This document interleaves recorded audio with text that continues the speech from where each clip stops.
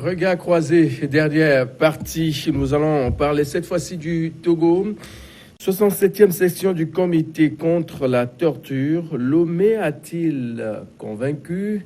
Francisco, vous avez suivi tout comme nous autres également, professionnels des médias, citoyens lambda, la présentation de ce rapport faite par le ministre Trimois.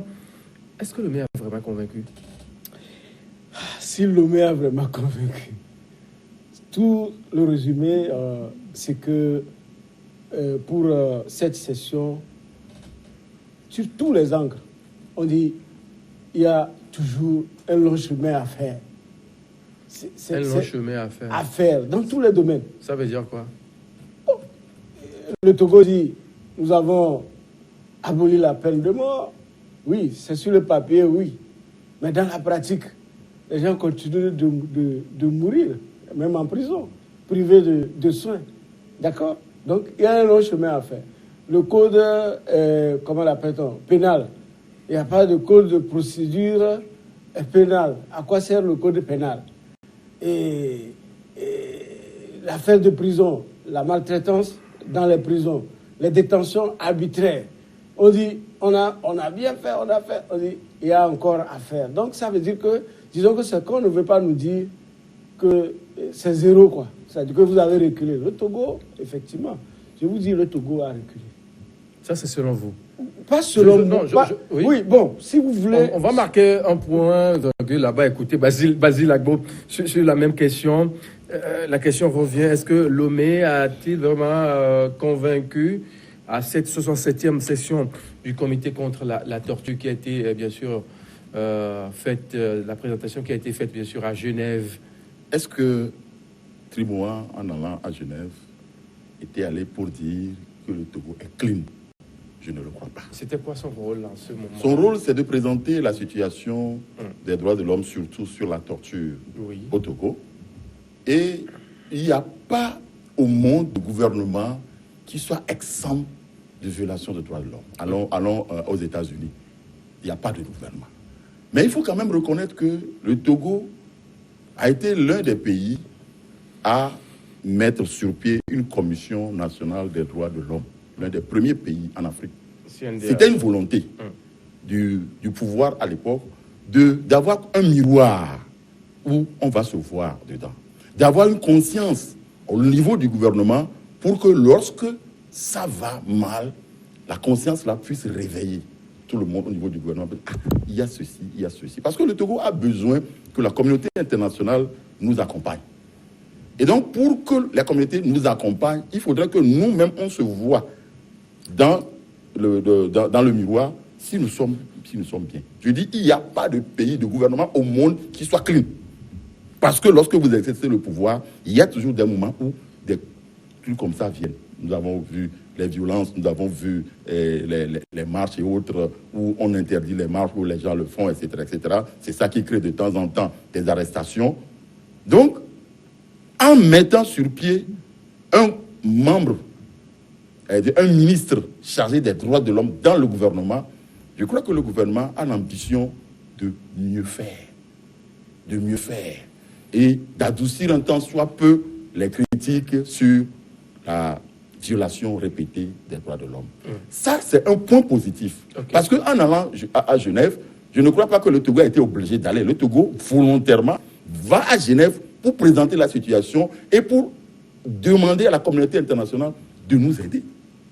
Il n'y a pas d'obligation au Togo, mais le Togo veut bien aller se présenter pour qu'on puisse continuer par nous aider, pour que nous puissions améliorer un tant soit peu la situation des droits de l'homme. Donc, en allant là-bas, tout ce que le discours que le président, le ministre Trimois a fait, c'est de dire que, bon, nous y allons, nous reconnaissons que les droits de l'homme, ce n'est pas la perfection, mais nous faisons des efforts. Tout n'a pas été rose, tout n'a pas été évolué. Aidez-nous à pouvoir continuer par évoluer. Je dis, tout gouvernement, par essence, est violateur des droits de l'homme. Il n'y en a pas au monde qui disent on est clean, on est clean. Le Togo fait des efforts. Je crois que c'est ça qui est à encourager au niveau donc de la communauté internationale et à Genève. Je crois que c'est le travail qui a été fait par le ministère. Pas pour dire que le Togo est bon, le Togo est clean et puis le Togo est sain, non. Mais nous faisons des efforts. Je crois que c'est ça qui a été fait. Francisco. Oui, moi, je me demande si, par exemple, le ministre Trimois est heureux d'être ministre des droits de l'homme. Est-ce qu'il arrive à jouer même son rôle de ministre des droits de l'homme? La question n'est pas là-bas. Attendez. Est-ce qu'on a convaincu à Genève? Il vient de parler du cadre. Le cadre, c'est le papier. Tout le monde, même sur Internet, vous allez trouver dans Google pour rendre un cadre juridique institutionnel. Mais c'est le fonctionnement. Je donne un exemple. On parle de la prison civile de Lomé. Pas seulement, on parle des prisons du Togo. Non, mais la plupart des prisons ont été quand même retouchées en temps qui oui, mais la population carcérale et les conditions de vie.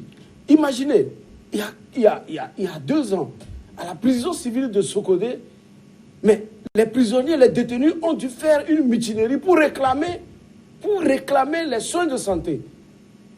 Et entre-temps, c'était un vétérinaire qui s'occupait de la santé des hommes à Sokodé. Comment vous l'avez su? Je suis sur le terrain. Ok. Et prenez tout ce qui se passe. On fait des détentions. On appelle des gens au SRI et autres. Vous apprenez quelqu'un est parti au SRI. On ne sait pas pourquoi. On ne donne rien comme information à la famille. Mais Francis, quand l'enquête n'a pas abouti, est-ce qu'il faut libérer la personne peut-être? C'est ça mes inquiétudes. On va l'écouter. Non. Oui, Francisco, oui. Vous avez toujours la parole. Bon, j'ai l'impression que les gens n'ont pas souvent accès à ce genre de situation. Pour savoir celui qui a fait la prison. Non, mais qui va vouloir celui aller qui a en prison? été, oui. Attendez. C'est pas un exemple. Je prends le cas. Souhaiter à son pire ennemi. Je prends le cas d'atteinte à la sécurité de l'État. Je donne l'exemple de Olivier Ama, par exemple, qui est aujourd'hui en exil. Olivier, c'était un homme très bien, très normal. Mais quand Olivier est sorti de prison, quand vous êtes avec lui-même en train de causer, à un moment donné, il s'évade. Il peut même rester là-bas, vous constatez qu'il est en train de somnoler.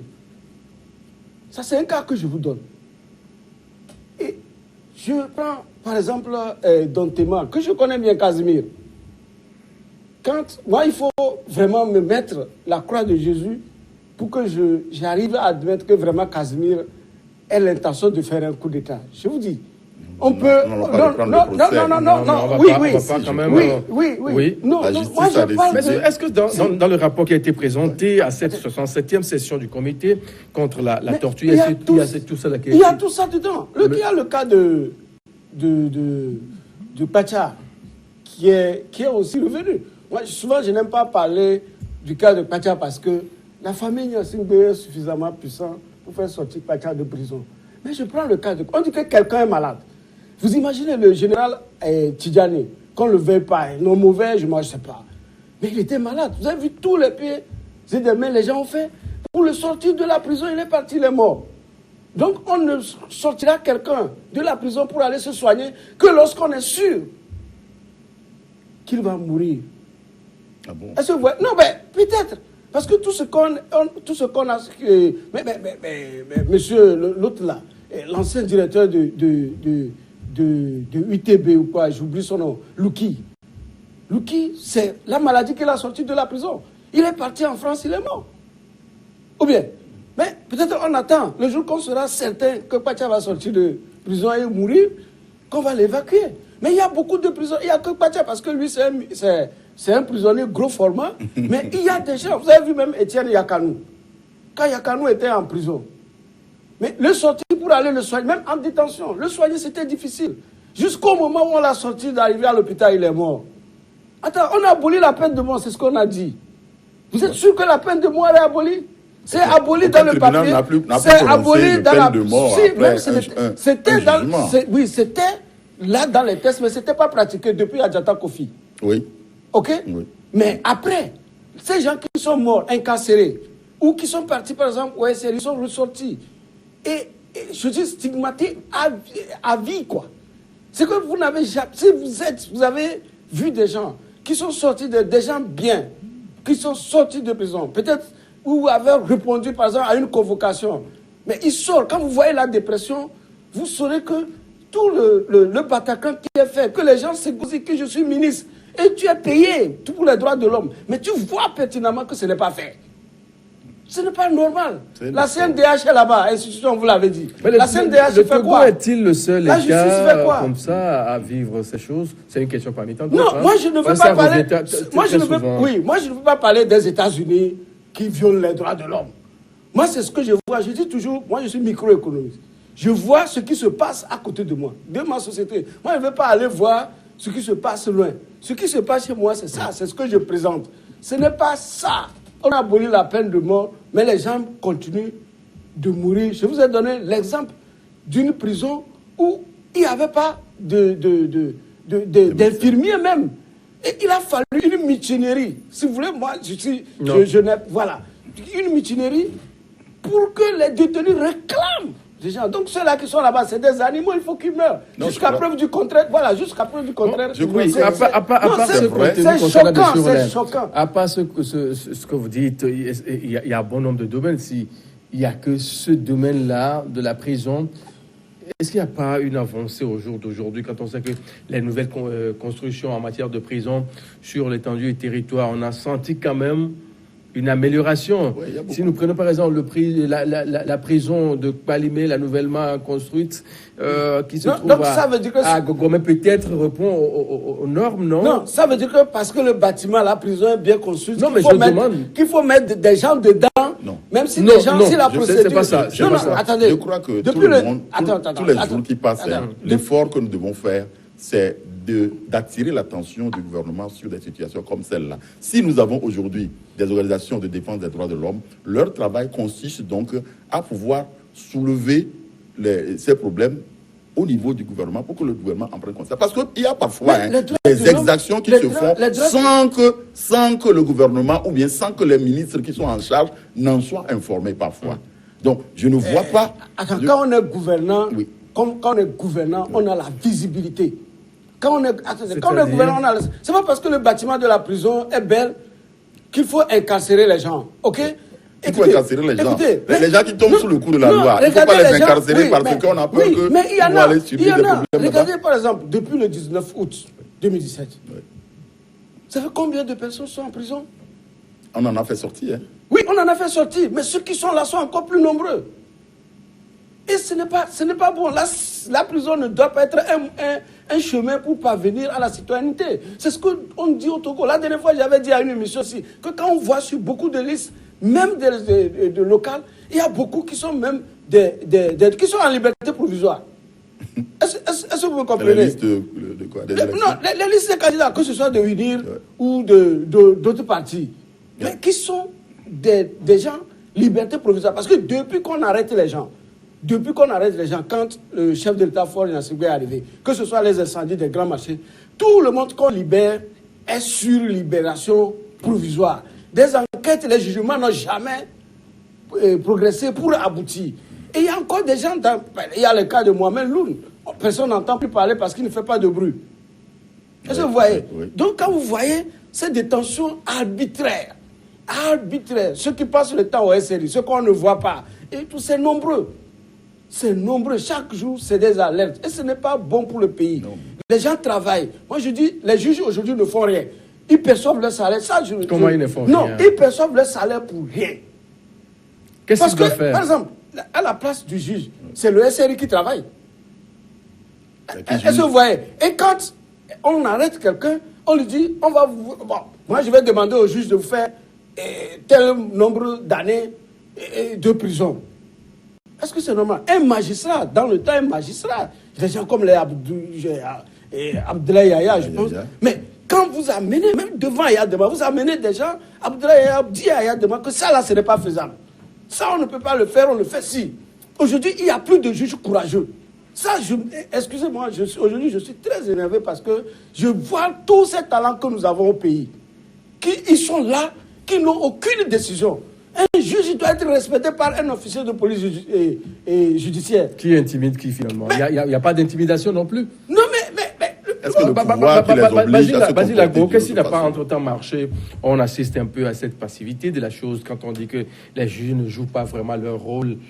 Et on cite comme exemple Yaya qui était l'un des courageux à dire devant le président Yadéman, Ça, c'est ne pas faisable. Je crois que chacun doit avoir l'opportunité de bien se comporter selon le poste qu'il occupe. Parce que je ne vois pas que c'est le président de la République qui dit au juge « conformez-vous à ce que je dis ».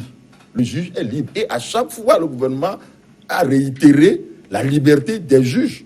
Je ne vois pas à aucun moment un juge qui ait prononcé une sentence normale et qu'on ait appelé, par exemple, chez le chef de l'État pour le sermonner.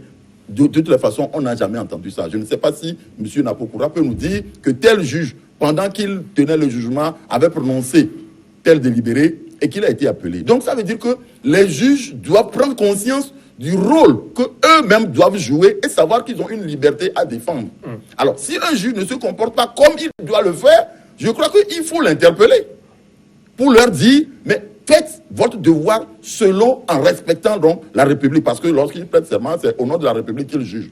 Alors, ils n'ont pas à se mettre, par exemple, sous la coupole du pouvoir en place pour rendre leur jugement, parce que le chef de l'État même est juge également, c'est le juge suprême, on dit très souvent. Mais il n'a jamais interpellé un juge pour lui dire, tu as rendu tel jugement, pourquoi tu l'as rendu, et je te fais ou bien je t'enlève de là où tu étais, je ne crois pas. Et donc, c'est aux juges de faire leur travail de leur conscience.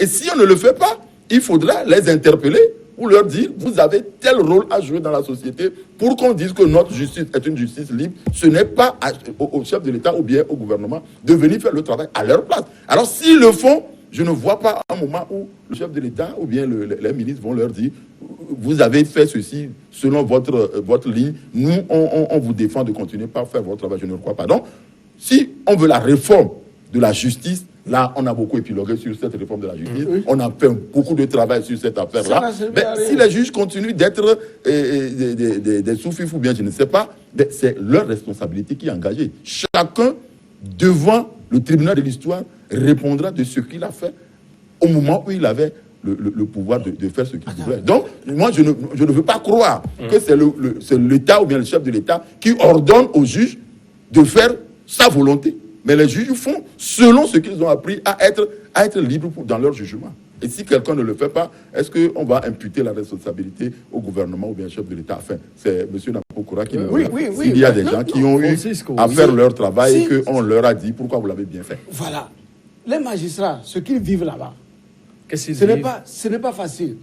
Je te donne, même quand vous prenez des CB, des gendarmes qui sont à des postes, mais la dernière fois, moi, j'ai dit à SCB que vraiment, je vous encourage. Parce que, mais vous prenez quelqu'un, c'est des interventions. Et souvent, c'est des interventions politiques qui marchent. Mais c'est à lui, c'est à lui de rester ferme sur ce qu'il est en train de faire. Oui, ceux qui sont restés fermes ont eu également ce qu'ils devaient avoir comme représailles. Mais aujourd'hui, beaucoup de choses sont remises en cause. C'est-à-dire que la fonction du magistrat n'existe plus. La fonction des avocats. Mais allez dans le cabinet des avocats, demandez-leur, est-ce que les clients ont encore confiance aux avocats? L'avocat défend, lit les tests qu'on a appris aux gens à l'école. Il faut convaincre. Si l'avocat n'arrive pas à convaincre le tribunal... Est-ce qu'on peut convaincre devant la mauvaise foi? On ne peut pas convaincre devant la mauvaise foi. Le gars a reçu les instructions de faire mal. Comment? Ben, il a reçu les instructions. D'abord, il est passé par une école qu'on appelle l'ENA, où on ne va, ce n'est pas donné à tout le monde d'aller. C'est bien listé. Pour être à l'ENA, pour faire la magistrature, c'est pas pour tout le monde. Est-ce que vous avez compris? Donc, les gens qui arrivent là-bas, ils pensent que, sinon, ils se mettent dans la tête, c'est comme l'armée, qu'ils ont quelque chose à le devoir au pouvoir en place. Et ils le font jusqu'au bout. Et c'est dangereux pour la République. Aujourd'hui, on n'a pas confiance à un magistrat. Je vous dis, tout le système est pourri. Vous allez même jusqu'à un rapport de sapeur-pompier. Si vous faites un accident, vous ne faites pas attention. Pour suivre le rapport de sapeur-pompier, vous allez vous retrouver à la justice avec un rapport de sapeur-pompier faux. D'accord? Jusqu'au sapeur-pompier, celui qui a, pas le policier même qui fait le constat. Je dis que, monsieur Basile, il faut qu'on retourne. C'est-à-dire que, retournons à la source pour voir ce qui se passe. Donnons confiance à nos magistrats, donnons confiance au CB et autres. Ils vont vous dire ce qu'ils vivent.